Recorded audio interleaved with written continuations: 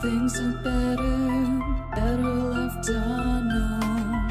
And I'll never find you here, 'cause no one's ever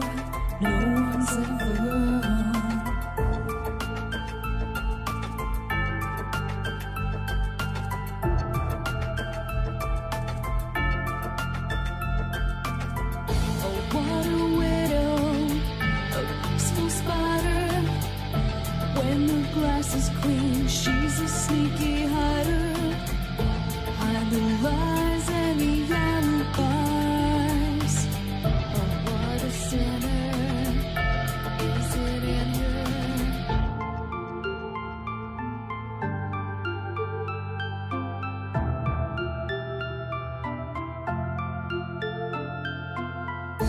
What's the truth in this riddle?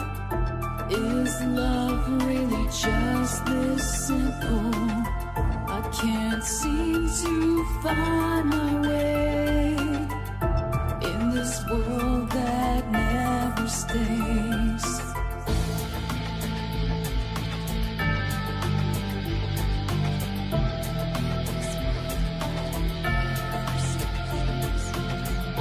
What a widow, a peaceful spider.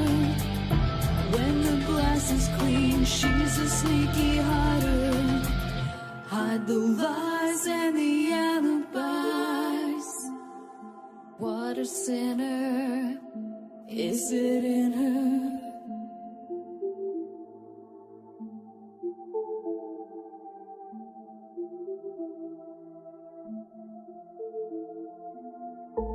Is this real? Just illusion.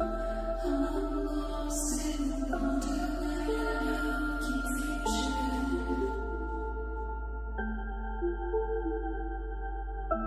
I'm lost in wonderland of confusion. Is this real or just illusion? Manifestation or a dark delusion? Is this real or just illusion? I'm lost in a wonderland of confusion.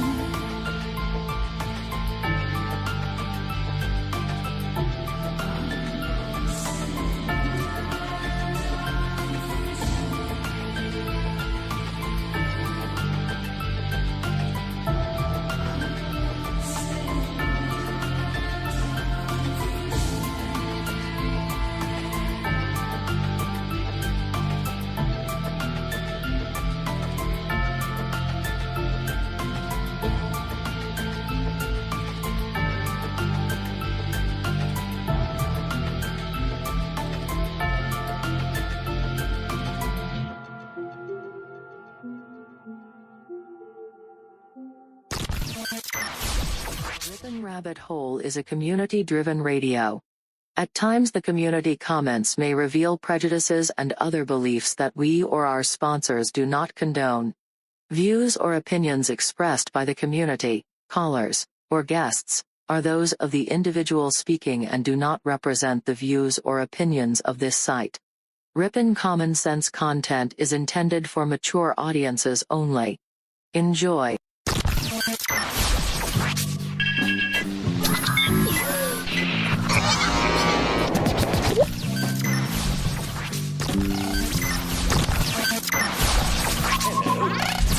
Hello.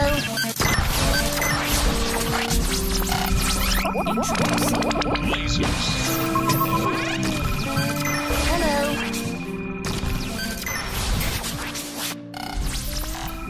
This is My Life DIY, and hi, this is JoJo. Hi, my name is Ash. Hey everybody, it's AJ the Rippin' Rabbit. This is Cynthia Sue Larson. This is your man Meta, aka Propagate This Light. And you're now listening to Darkwolf's Den. The Darkwolf's Den Show on Rippin' Common Sense Radio. This station is now the ultimate power in the universe.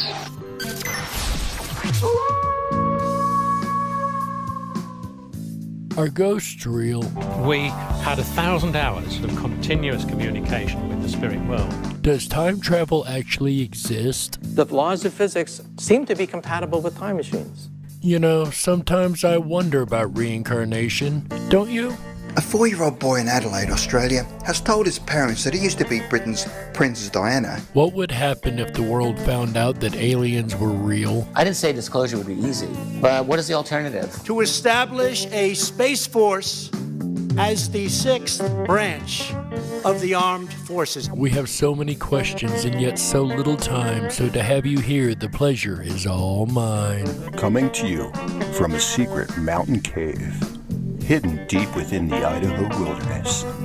This is the Darkwolf's Den Show. Now, here is your host, Jerry Hicks. That's right, I am Jerry Hicks, also known as the Dark Wolf, and we are broadcasting live worldwide from a secret mountain cave hidden high up in the beautifully snow-covered peaks of the Idaho mountains. That's right. We're ripping through the electromagnetic soup, tearing through the atmosphere, and tunneling away into your radio like a quantum particle. This is the DarkWolf's Den Show for Thursday, March 4th, 2021. So whether you're on the edge of reality, the edge of the galaxy, or the edge of your seat, we're glad you chose us to be right there with you. Tonight, ladies and gentlemen, we're going to march forth with an all-new episode. Haha, see what I did there? Seriously, though, we're going to be talking about the mysterious stone balls found all across the world. As you guys know, I'm very much into the ancient megalithic structures, and there's a lot of side mysteries when it comes to these megaliths, and one of these side mysteries is the stone spheres that have been found, like I said, in Costa Rica and all around the world. We're going to hear quite a bit about that tonight from Mr. Hugh Newman, and we're going to discuss the ideas of what they were for, how they were made, and how they got here. All that and more coming up here in just a moment, but first, today in history.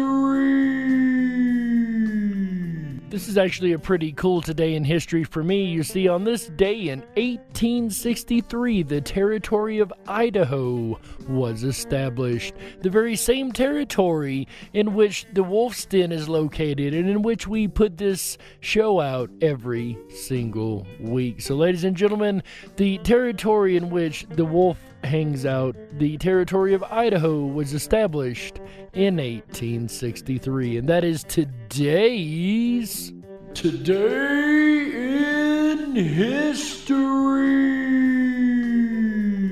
That's right, the territory of Idaho, which would later go on to become the greater state of Idaho. And speaking of greater Idaho, there's an initiative on the table in some areas of Oregon to become part of Idaho and call it the greater Idaho area. So if you guys are interested in that, do check that out. It's literally called the Greater Idaho Initiative. It's kind of quirky. And speaking of quirky, when it comes to megalithic structures, as you guys know, I'm very much into the megalithic structures around the world, from Palenque to Pumapunka to the pyramids to all the mysterious megalithic stone structures. But there's a little quirky side shoot of this research called the mysterious stone spheres, and these are found in Costa Rica,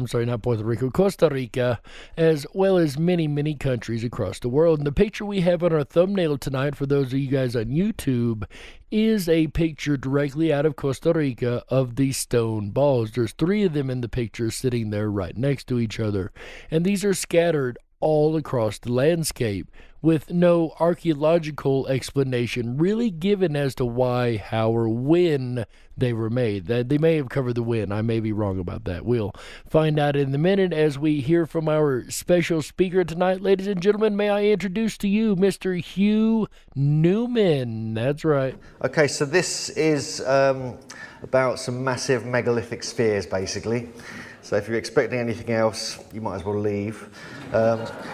Although we would prefer that you stick around and listen, because it might actually be more interesting than you think. This is actually the first scene, one of the first scenes from the first Indiana Jones film, and people thought it's become kind of like this mythical thing, the idea of these spheres, and everyone relates it to that. But actually, there's an ancient culture in Central America, in Costa Rica, that has hundreds of these spheres. Often, some of them are actually as big as the ones featured in the film. And this is what inspired Steven Spielberg and George Lucas to actually use that as part of the film. So the original scene where Indiana Jones is being chased by the huge boulder, that huge sphere that's rolling down and almost squishes him a number of times, that was actually taken there. The idea was taken from these Costa Rican mysterious stone spheres. But rather than being booby traps, it may actually have other meanings, which I think we'll get into, obviously, in this talk. But the first sort of undertaking of studying these spheres, really, was when they were discovered by the United Fruit Company, when they went down to Costa Rica to create sort of banana plantations and various other things. Doris Stone, which I think is a remarkably good name, was the first person who, she was a sort of archaeologist who was married to one of the United Fruit Company executives. And she actually published a report in 1943 in American Antiquity that caught the attention of Samuel Lothrop and his wife from the Peabody Museum in Harvard University. And they came out in 1948 and did the first survey of over about 120 of these spheres. They excavated some of them because many of them were buried within the ground. And you can see them doing the excavations here, and this is them there. And they were kind of sort of getting them out of the ground and other things. The fact that they were buried, I'm going to assume that they were naturally buried just over time and the amount of dirt just kind of building up over them. That takes quite a long time. So these aren't exactly newer creations, if that is the case. The biggest one they found was about 9 feet, and there are suggestions, and there are more being discovered as we speak, actually. And then Matthew Stirling came over. This is the next real excavation, was Matthew Stirling, and he was the guy who really discovered the whole Olmec culture back in the 40s and 50s on the Gulf Coast of Mexico. And interestingly, we'll see a couple of shots later of a stone sphere in Mexico at San Lorenzo, which was actually the capital of the Olmec world. And the Olmec is actually still quite a mysterious culture, archaeologically speaking. We know a good bit about them, but there's so much more that is still left unanswered about them. But that's another show altogether. But he was one of the key archaeologists around that time. There's a lot of prehistory of the spheres. There's lots of legends, and we'll go through some of them. But, excuse me. It's traditionally believed they were carved between 200 BC and 1500 AD.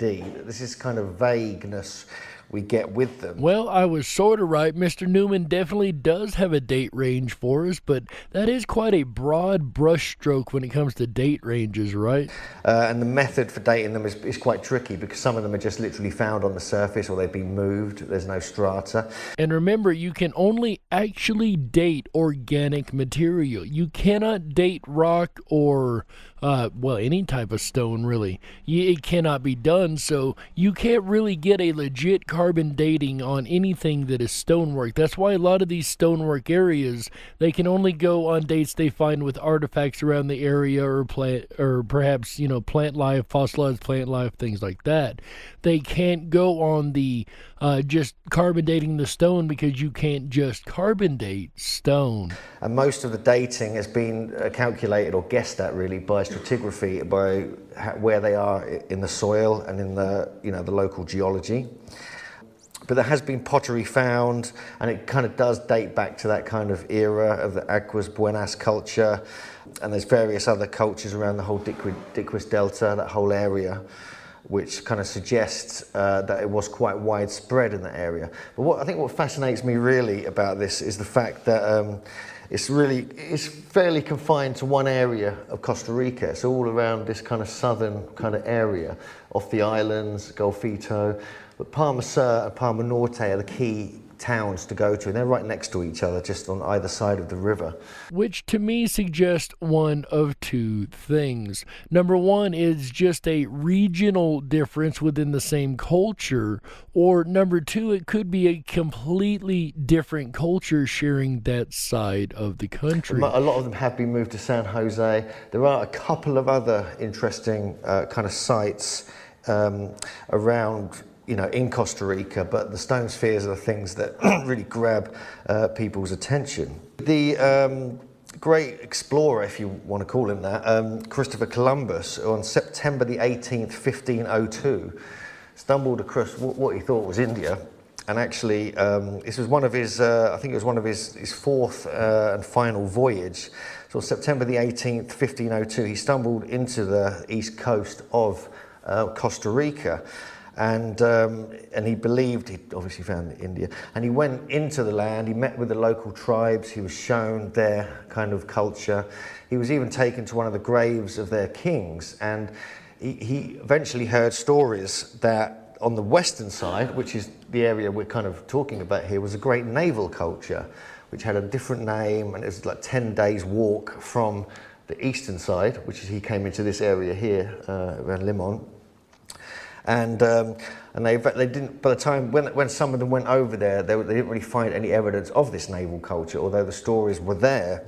And this kind of gives, this is quite interesting because this is really the thinnest part of, Central America you can get through, and a little bit further south we have the Panama Canal. So according to the local legends, there was a completely different culture, a naval culture, over in that part of the country. So that answers that question. But on the east coast was the realm of the Caribs, and on the further west was the Barucas, Chibchas, and the Diquis peoples in the southwest.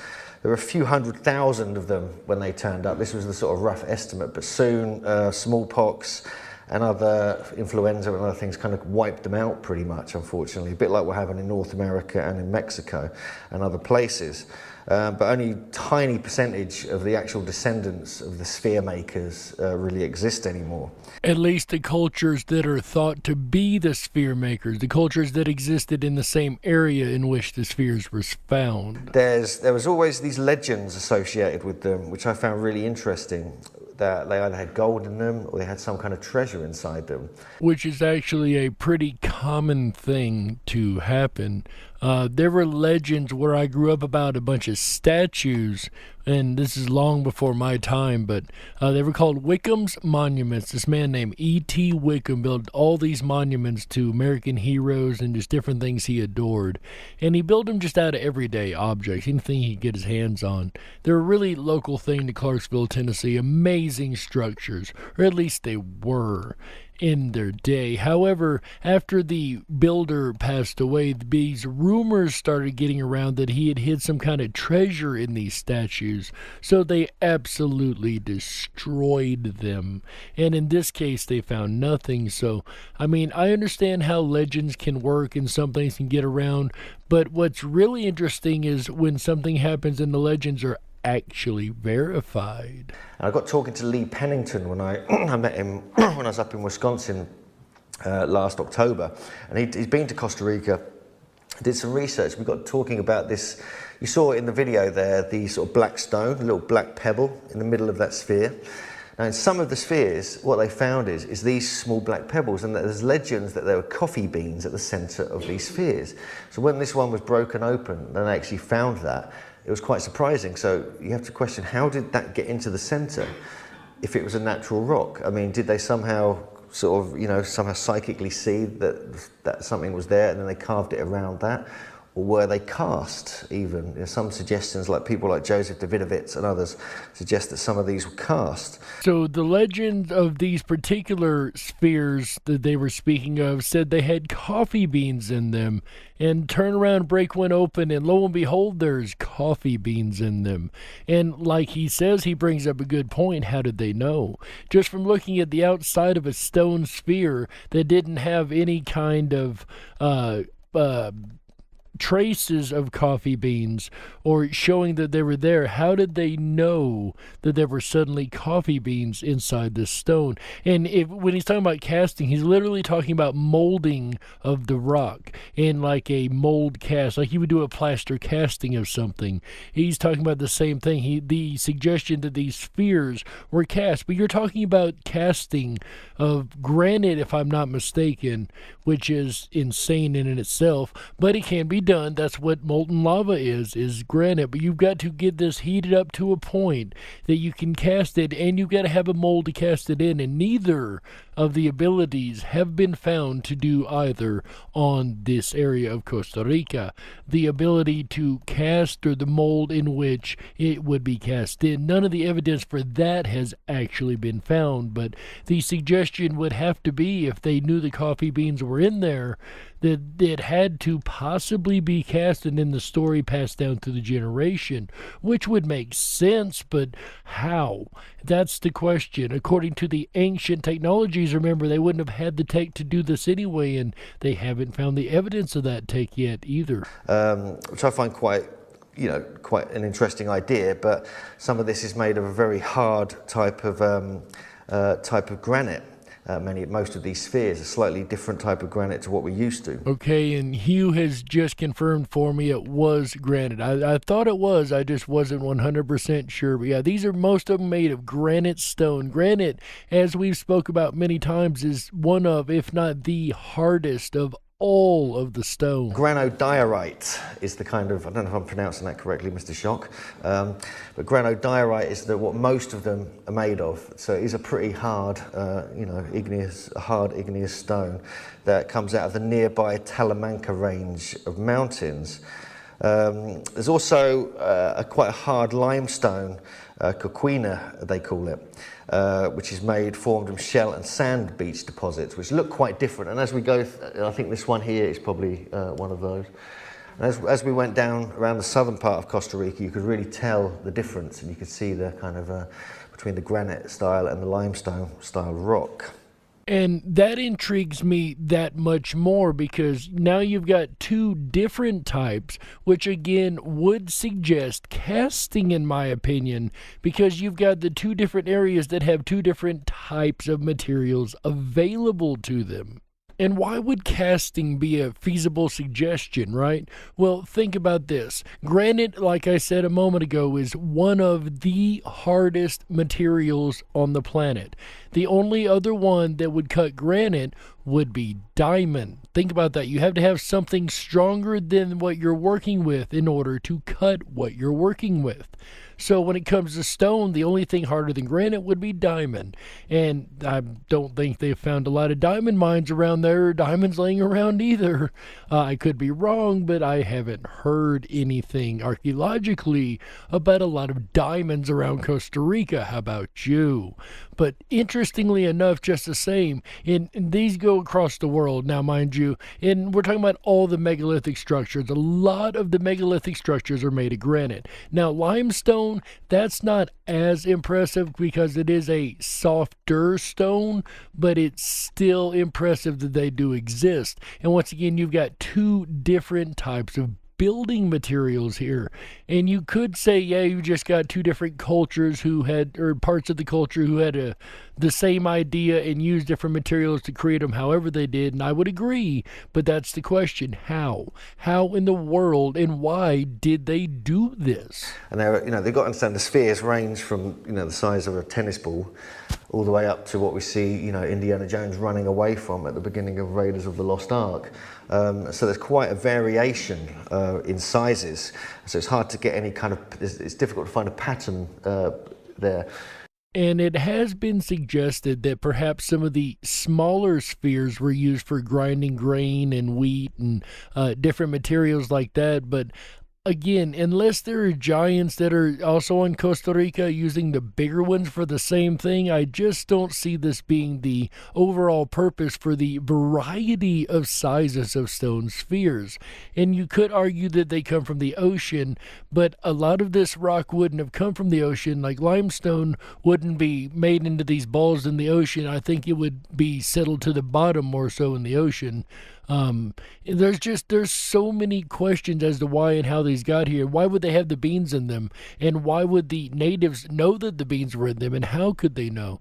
Just so many mysteries and yet so few answers. But let us continue. No, at the time these were supposedly made 200 to like 200 BC to 1500 AD. There were no known iron tools around at that time by the peoples there. But somehow they worked the stones. It's very hard stone. They worked from a massive sort of square chunk they kind of carved out of the ground. Somehow made these perfect spheres out of them. There's obviously connections. You know, these are sort of featured on Ancient Aliens. There's Atlantis connection. There's been a book written by Ivor Zapp and George Erickson called Atlantis in America, which speculates that this whole area actually was Atlantis down in Costa Rica. And it's a good book, you know, I must admit, and they've gone really into the navigational side and the placement and how they could have been navigational markers. Now, navigational markers, they still could have been like landmarks, if you will, but I don't see that as being the main purpose of their building. I could be wrong. I mean, we don't know. We can only speculate about the minds of the ancients, but it just doesn't seem to me that that's a valid purpose. The Atlantis connection is interesting. I'm going to have to definitely look up that book and do some reading on that, because I don't think I've ever heard the stone spheres directly connected to Atlantis as such. But wait, there's more. There's other legends that there was some kind of magic potion that was able to soften the rock to make it more easily manipulated. So this could be a reference to some kind of molding technique applied rather than actually softening the rock. And similar ideas have been put forward about the rocks down in Peru and other places around the world. I have heard that from a multitude of megalithic sites. The idea that these 100-ton, 200-ton blocks were actually softened and molded into place instead of moved into place, if you will. They just built them up and softened them, or softened them to the point that they could literally put them back together or mold them as such. Or, you know, pretty much, I guess if it's even tons, you could probably roll it, if you could get enough weight behind it.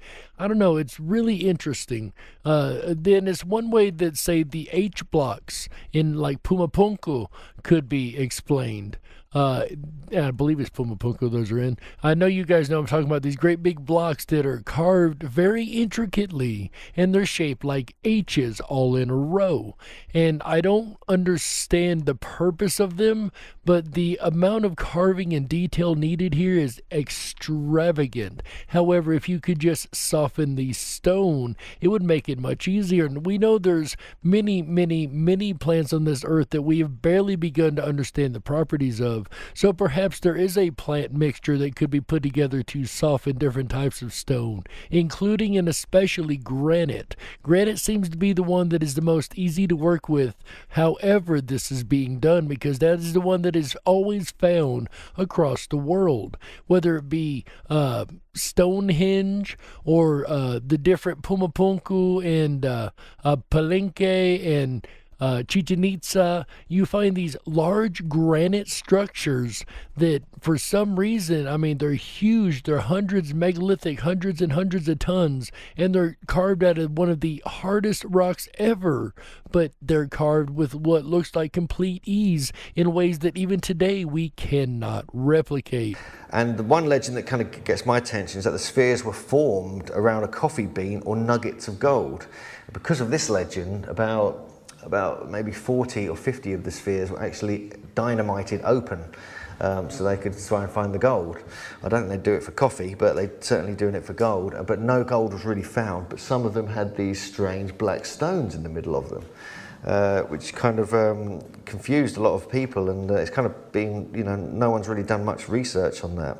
Now that is highly intriguing, these small black stones that are being found within these rocks. And it could be fossilized coffee beans, it could be a variety of things, but why the black stones? Why all of them in the middle of these spheres? What is the connection there? Is granite forming around this black stone? And if so, how was that able to be done? Or if it's molded, I could see that being the central circle that they built around. That would make a little more sense if it was hand molded opposed to an equipment being used. But just the same, I mean, you would have to have a softener that really softens the granite a lot to be able to mold it around another object, especially to the size of some of these stones. There's other legends that claim they are like marbles of the gods. They're a game for the gods, played by the giants that inhabited the earth. Which, you know, Robert was obviously talking about last night in Easter Island, which is, there are connections, there are kind of similarities with Easter Island as we'll go through the talk. Now, that's also very, very interesting. Giants, perhaps it could be giants that made these structures, or they could be like we consider marbles. They would have been marbles for the gods, but I don't know of any actual findings, and I'm going to have to look back into this again if there are any Costa Rican giant findings.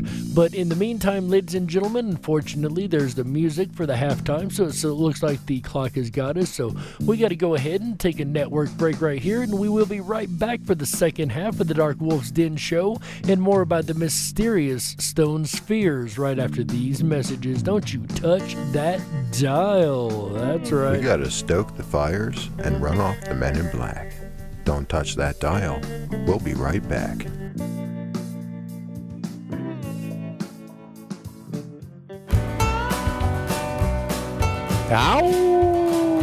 Howl at the Darkwolf's Den. Hi everyone, it's AJ the Rippin' Rabbit. Are you enjoying the program so far? I know I am. If you haven't done so already, please make sure to thumb up this video, hit that subscribe button, and ring that bell. You'll get our notifications every time we go live. Jerry Hicks in the Darkwolf's Den is here every Wednesday and Thursday nights. He kicks off the weekends right, and we have the most extended radio weekends around. That's right. We're here every Wednesday, Thursday, Friday, Saturday, and Sunday nights, bringing you the very best of common sense radio, the Rippin' Rabbit Hole. I'll be back again tomorrow night with the Rippin' Rabbit Hole live show starting at 7 p.m. Pacific, 10/9 Central, as we dive through humor. We've covered anger, we've even done jealousy, and now we get to tackle humor. So laugh along with me tomorrow night, Friday, March 5th, 2021. Then Saturday night, March 6th, The Art of Conversation. Explore the rabbit hole in the art of conversation. Let's talk about it. I think that we could do. And then we'll end out the weekend right together Sunday night, March 7th, for our interactive family game show night. That's right. March 7th is the March episode of the Fantastic Fun Show. Will CSN stay seated on the throne and wear the crown as the champion Fantastic Fun King another month in the row? Or perhaps will somebody knock him down and take the crown? That somebody could be you. But you can't win if you don't play, and you can't play if you don't join us. Sunday, March 7th, starting at 7 p.m. Pacific, 10/9 Central. All shows start at 7 p.m. Pacific, 10/9 Central. Make sure to hop on over to the ripinrabbithole.com. That's RIPONRABBITHOLE.com. Sign up for your backstage pass. It's absolutely free to do so, and we'll send you out our weekend schedule full of our wolf dens and rabbit holes that we're going to explore for the weekend ahead. Speaking of which, we'll return back now to tonight's topic of the Stone Sphere Mystery with your host of the Darkwolf's Den Show, Jerry Hicks. You're listening to the Rippin' Common Sense Radio Network for Thursday, March 4th, 2021. By the way, March 4th is the only date in the calendar that is an official military command. March 4th.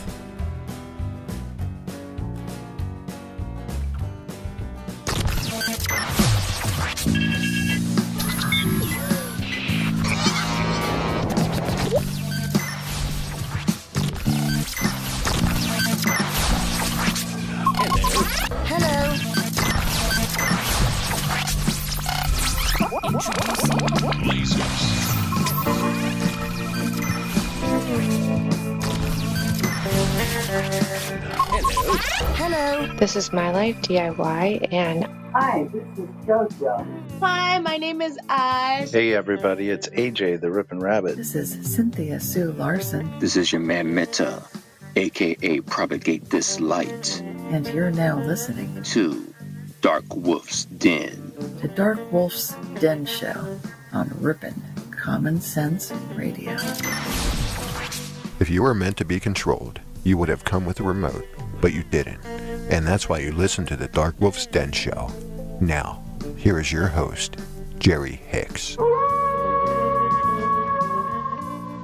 That's right, I am Jerry Hicks, also known as the Dark Wolf, and welcome back to the second half of the DarkWolf's Den Show for Thursday, March 4th, 2021.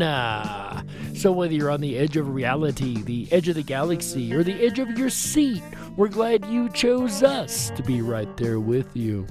Tonight, ladies and gentlemen, we are discussing the mysteries of the mysterious stone spheres, mainly in Costa Rica, but again, it ties to the megalithic structures all around the world. And where we left off in the first half, we were talking about the different legends that surround these stone balls and how the legends are not just so legend, but a lot of them have been proved to be true, like the black sphere at the center of these rocks for whatever reason. And it could be, once again, as we covered in the first half, anything from a fossilized coffee bean to God knows what, maybe part of a extraterrestrial piece of equipment, right? Who knows?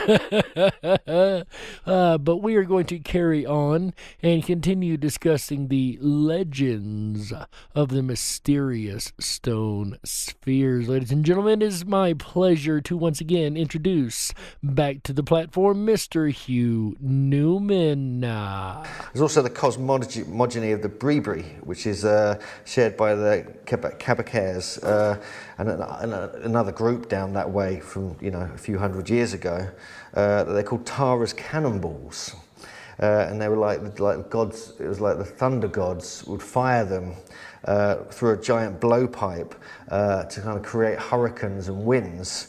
In order to drive out any evil from the lands. So there's all these different ideas about it, which are kind of fascinating when you kind of look into it. And once again, the gods show up in these legends, and I just find it so intriguing how many cultures attribute things to these gods, and it makes you wonder who the gods really were. And yes, I do understand how legends are made, like I said in the first half, but then again, you're talking about an ancient culture, not modern day legends either. And some of these rocks actually have carvings in them, some very, very intricate carvings at that. I think Lothrop and a couple of other people later kind of noticed and thought it may represent certain constellations. And there's another sphere, there's one other sphere like this, in situ, more or less in situ in the area it was discovered. It was one of the larger ones, which has got a much more elaborate carving on it, with a boat on it, which I think is really interesting, which suggests this this navigational idea. Which again would match the legend of the navigation culture in the western area of Costa Rica. In the first half, we spoke about the culture that lived there that were naval culture and had sailed the seas and whatnot. And you're talking a very, very early naval culture at that. Then you get these. These are very odd. People just suggest they're funerary kind of tables, which they lay the dead out on. But Ivor Zapp and George Erickson and a couple of other researchers have kind of agreed upon this, is that they were actually used on the wooden boats, or the balsa wood boats they were using, to ram them in the front of the boat, so then it enables navigators to actually sail against the wind better. This is like an old technique from the Polynesian area. And this is actually, some of these were actually seen by, were shown by the tribes who met Columbus when he first arrived, Christopher Columbus, and they took him to do it and they showed him this. And later it was realized that they were maybe showing one navigator, Christopher Columbus, you know, the ancestors who were navigators back then. So, but it's unclear, it's just sort of speculation put forth. But look at the beautiful stone carving here. You can just see the intricacy all the way around the edge, and it's slightly curved as well. So we're looking at quite high technology to create such things. And it amazes me that no matter how much evidence of high technology that we researchers put forward, we're always called pseudoscientists by the scientism group that decides what is real and what is not, right? Especially, and like I've said 100 times, the worst of these scientism practitioners, the archaeologists. They are the horrible ones that must stick to their narrative, and no matter what evidence is suggested or shown to them, they refuse to acknowledge it. And it really amazes me when we have cases like these with the mysterious stone spheres that actually bring a lot more into question than originally thought on the surface. It really makes you wonder why they refuse to look at these and why they refuse to accept the evidence presented to them. Now, this kind of grabbed my attention because obviously this is just one of the more flatter pieces of rock, similar to the one we just saw. It's not from a sphere. I don't know why I really put that there, but this is like, you know, classic relief carving that we see in other places around the world. I think the most obvious one is that Robert showed a picture of last night, is the one at Göbekli Tepe. In a way, this is a beautiful relief carving, and just to create that is incredibly tricky way to create rock carvings. But it's a very similar style and design to Göbekli Tepe. And the H blocks that I spoke of earlier also have these same relief type carvings on them. And it just goes to the idea once again that there could have been something used to actually soften the stone, a chemical property of something that we don't quite know in modern Western science yet. We also see similar things in Peru. This is at Silustani, around Lake Titicaca. This is one of the chilpas or towers there, and we see another sort of relief carving on the outside.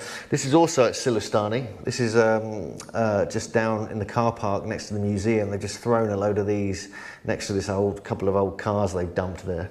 You sort of see the number plate there, and this is incredible kind of relief carving that's very worn, weathered, but it just shows you that there are connections here.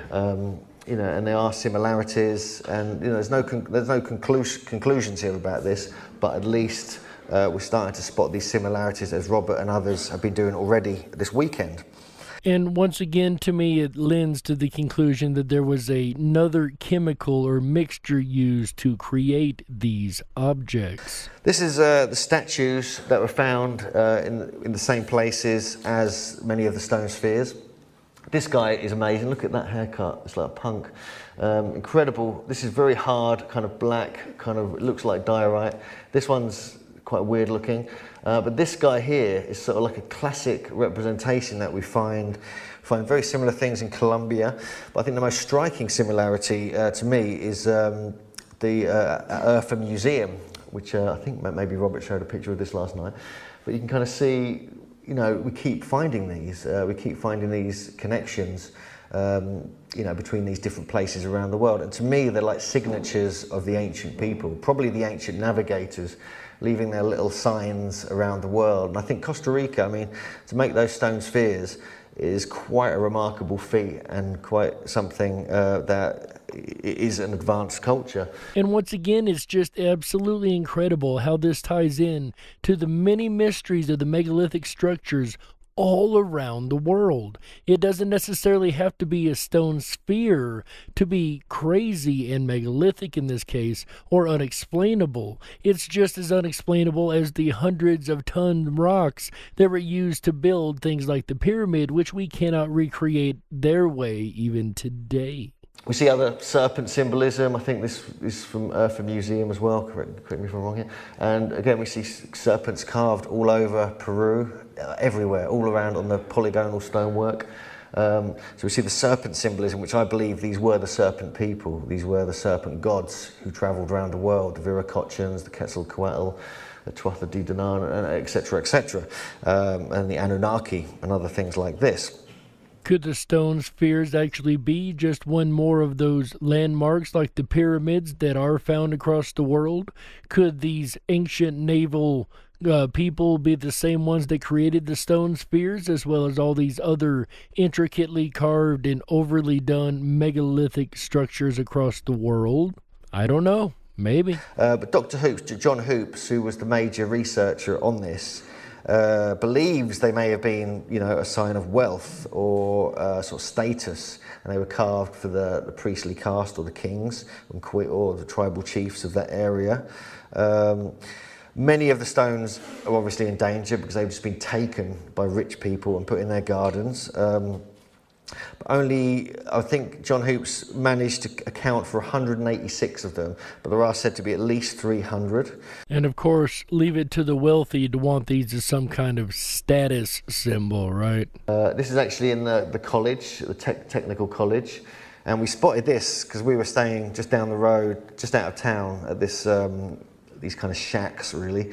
And luckily, we didn't know where the spheres were, but we had to walk past the college to get there and back, and we spotted this one, and we were like, oh, good, we found one of the smaller spheres, fantastic. So we got chatting with the guy, English to a Spanish-speaking person, and he said, oh, no, come in, there's something to look at. I was like, okay, all right, cool, is there another little sphere somewhere? There wasn't a little sphere, there was two of the biggest spheres there are, just hidden behind these kind of corrugated iron sort of fences, and we were like, oh, thank God we spoke to him, because we wouldn't have spotted them. Well, that was quite a nice surprise to come across, right? You see a little sphere, you start kind of conversing with the guy, and he shows you two of the biggest ones ever. What a nice surprise that was, I'm sure. This is the whole map. This is the whole area where they've really been discovered, and thanks to John Hoops and others, they're actually marking where these are. So we've got Finca 6 here, which is where we were, this whole area here, but there's others found. Most of them have been moved now, but there are discoveries still being made. And this is one of the latest discoveries, actually. This is a photo of one of the latest excavations that was happening last year on the Osa Canton area. But they were just digging drainage canals in the area around the museum, quite away from Finca 6, but that kind of area. But this is because of all these new discoveries and the realisation that this is important stuff. UNESCO have got involved, and it's going to be a proper big archaeological site. You probably have to pay to go into it and things like this, but at least it's being preserved and protected, and the spheres are staying in situ, and they're kind of doing what they can to accommodate that, because it's just not been like that there, basically. It's just been pretty random. Most people just look at the ones in San Jose Museum. Which I think is absolutely incredible. I don't like the fact that archaeologists are going to step in and try to put a narrative on it, as they always do. However, the fact that it is protected is definitely a plus, and I cannot argue with that anyway. But these are the configurations they kind of come in when they were discovered. This is actually at Finca 6. Two of these they're in the museum now, and I think these two are in the museum now. So unfortunately they're not, but luckily John Hoops, he did actually record where they were. And this is where Ivor Zapp and George Erickson in their book Atlantis in America, when you extend these alignments, they do kind of go over to Europe, which he suggests they may link with Stonehenge. There's other ones that go towards Easter Island, but when you actually get on Google Earth, or you start doing a bit of proper data research, it's not that accurate really, but it's an idea. It would be useful for navigators to know where they're going. So with the inaccuracy of the data there, I really would not put a whole lot of faith into that particular idea, but that's just me.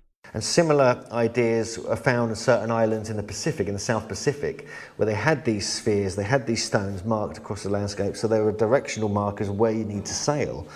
But I think they were a bit more, it's kind of to me it sounds kind of vague, so I'm a little bit unsure about that whole theory. I mean, it's just as logical as any other theory, but I mean, maybe they were landmarks. Maybe they were like the pyramid builders or something like that. It was their signature of their culture to put these and know they sailed through, or this was a sailing route of this or that other type. It's only, like he said, just a speculation. But these ones that go in straight lines obviously fascinate any lay hunter that might be here. Some of them were in dead straight lines. It wasn't this long. This was kind of a small, area, just a few feet, 30 feet long or something. But the spheres were in alignment to each other. So whether that had a meaning to them, or whether it was just because it looked nice and neat and tidy, or whether it was a ley line. And of course, when you start really digging into the ancient megalithic structure research, you start to find ley lines come really into play in a lot of the placement of these structures. So perhaps it was once again connected to the ley line phenomena that we don't know, but it's interesting that would come up. Now there are, this was from Ancient Aliens, and they, some people suggest they were like representing planets or other, like the sun, the moon, and even stars, sort of mapped on the landscape. But again, when you look at it, it doesn't all quite fit together. It's kind of like a nice idea, and it kind of there could be some astronomical events happening. Some of the alignments do seem to match some sunrises and sunsets.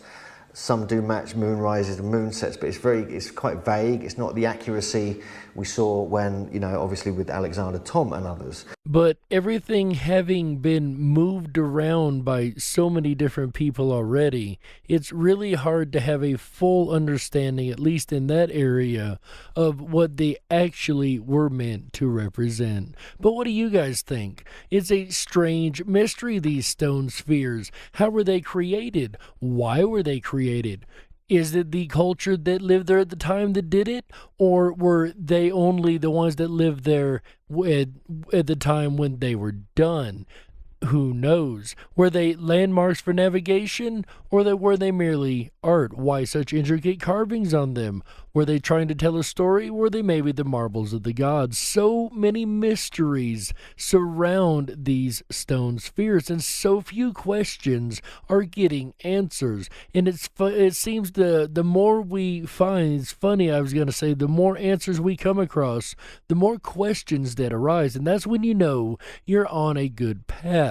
When you continue to find questions that need to be answered, when you find the answer to another question. It's how we learn. It's how we know we're headed down the right path, as I said a moment ago. But what do you guys think? Do you think that there is something to this stone sphere mystery? Do you think it is intriguing that it connects to all the other ancient megalithic structures?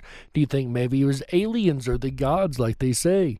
Do you think maybe they were molded together? Do you think maybe the ocean just rolled up a bunch of circular stones and they just happened to be in that area? Kind of strange it would be just in that area, even though we do find them in Bosnia and other areas that are not quite so ocean-based, but not as many or as widespread as in Costa Rica. But in the end, ladies and gentlemen, all you can do is look at the evidence, listen to the stories, and use a little common sense, and then you be the judge.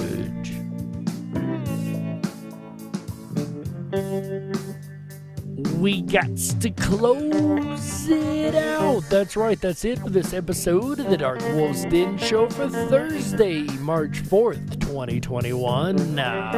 So whether you're on the edge of reality, the edge of the galaxy, or the edge of your seat, we're glad you chose us to be right there with you. Ladies and gentlemen, the Den may be closing for the last time this weekend, and we've kicked off this month and this weekend right. But don't you worry, the weekend fun has only just begun. That's right. Make sure you come out tomorrow, Friday, March 5th, 2021, 7 p.m. Pacific, 10/9 Central for AJ the Rippin' Rabbit and the Rippin' Rabbit Hole live show. That's right. On Friday, he's going to be talking about another one in the series of emotional conversations, and that is going to be the emotion of humor. That's right.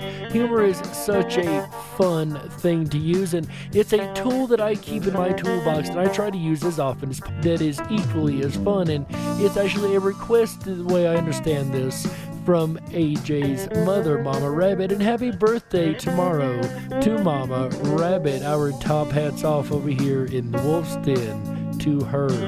I hope she has an absolutely wonderful time enjoying the topic that she's personally requested for AJ the Rippin' Rabbit tomorrow night, Friday, 7 p.m. Pacific, 10/9 Central. Make sure you drop by for a humorous conversation. Speaking of conversation, on Saturday, February 6th, 2021, 7 p.m. Pacific, 10/9 Central, Mr. AJ the Rippin' Rabbit's gonna be back with another episode, and this time he's gonna be talking about the art of conversation. That's right. Perhaps he'll be able to show you how to incorporate the tool of humor into the art of conversation, and it truly is an art. It is just as much about talking as it is about listening, right? There's two sides to every conversation, and that's going to be a wonderful conversation he's going to have on Saturday, March 6th, 2021. Then on Sunday, March 7th, 2021, 7 p.m. Pacific, 10/9 Central, stop by for the most fun you can have on radio. That's right, ladies and gentlemen. It is the first weekend of the month, which means it is the Fantastic Fun Show. The king or queen will be crowned at the end of the show, and we will know who is the king or queen for the rest of the month here on Rippin' Common Sense Radio and the RippinRabbitHole.com. That's right. All you got to do is come on over and hang out with us and enjoy an absolutely fun trivia game with a all-star cast of players. That's right. You've got CSN, or Champion Sports Nation, also known as CSFL Champion, and he is the current reigning king. And we've got My Life DIY, who always gives him a run for his money. But maybe one of you guys can slip in and give them both a run for their money and shut them down to become the new king or queen of the Fantastic Fun Show for the month of March. That's right, ladies and gentlemen. Only you can decide that, and that will be on Sunday, March 7th, 2021, 7 p.m. Pacific, 10/9 Central. I can't wait to see everybody there. I wish I could participate, but I'm going to be a little tied up with my other job at the moment, or I'd be in there giving you all a run for your money on the Fantastic Fun Show. Brought to you by Rippin' Common Sense Radio Network. That's right. Speaking of Rippin' Common Sense Radio and the RippinRabbitHole.com, make sure you go over to the RippinRabbitHole.com. That is RippinRabbitHole.com. That's right. Over there, you're going to sign up for your backstage pass. This is going to allow you to get access to all the wonderful features of the site.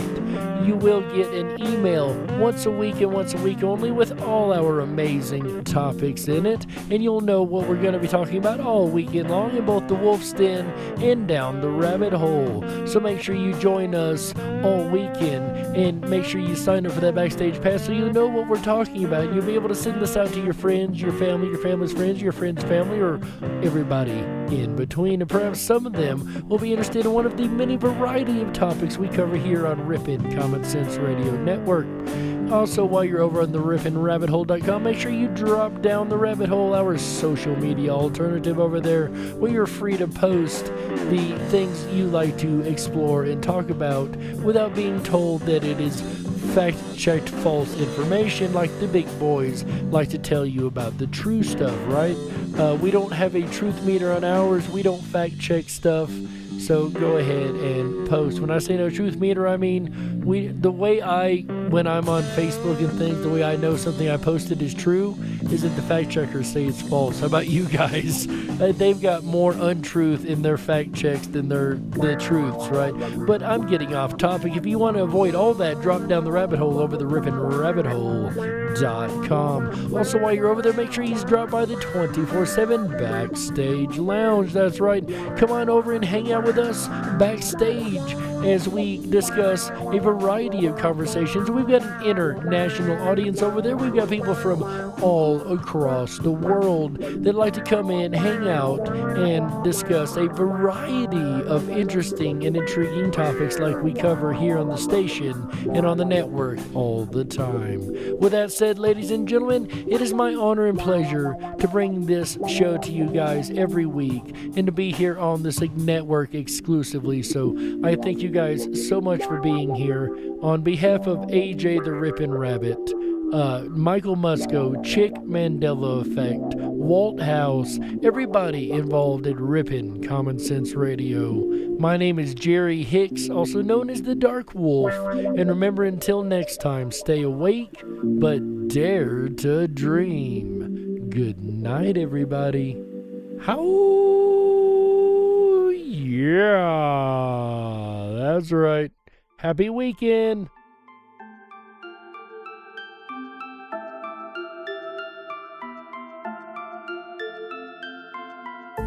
Unlocked and into the dark. Some things are better left unknown. And I'll never find you here, 'cause no one's ever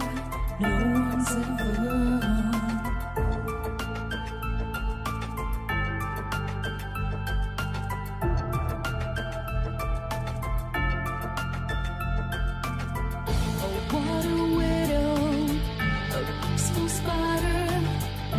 When the glass is clean, she's a sneaky hider. Hide the lies and the alibis. Oh, what a sinner, is it in her?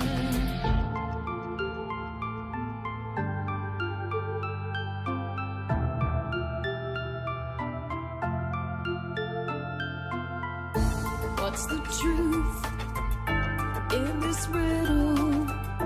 Is love really just this simple? I can't seem to find my way in this world that never stays.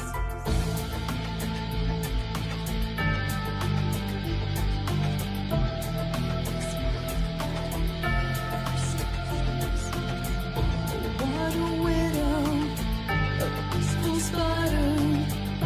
When the glass is clean, she's a sneaky hider. Hide the lies and the alibis. What a sinner, is it in her?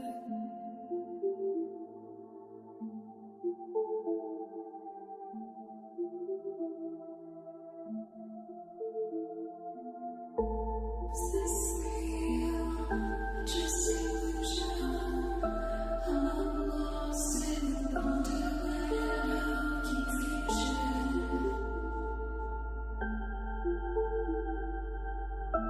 I'm lost in wonderland of confusion. Is this real or just illusion? Manifestation or a dark delusion? Is this real or just illusion? I'm lost in a wonderland